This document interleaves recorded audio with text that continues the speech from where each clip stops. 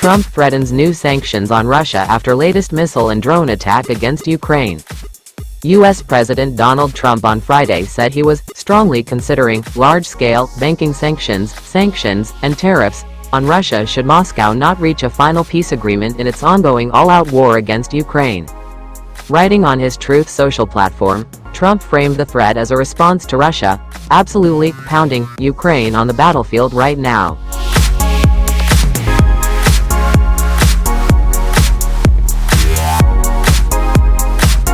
Moscow launched a wave of missile and drone attacks aimed at damaging Ukraine's energy infrastructure overnight, injuring 10 people including a child.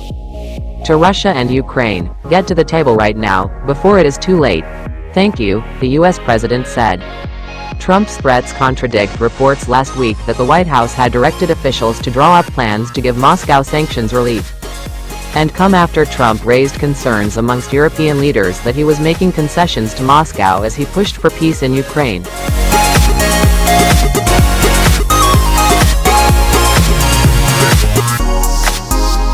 In January, Trump had also threatened to ramp up those sanctions if Putin refused to negotiate an end to Russia's war in Ukraine. However, his rhetoric changed in February, with U.S. officials openly acknowledging the possibility of easing sanctions on Moscow. U.S. Treasury Secretary Scott Bessent told Bloomberg TV last month that the Kremlin could score economic relief depending on how the country approached negotiations in the coming weeks.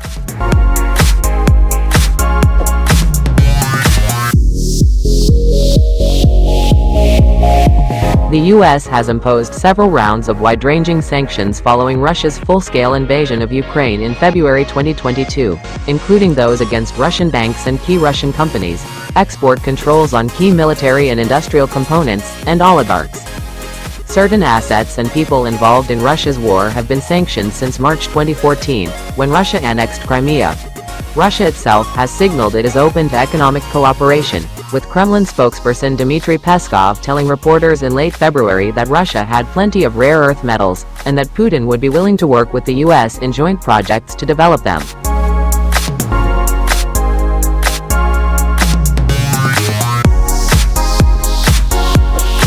Washington would likely have to ease sanctions to enter a formal economic deal with Moscow.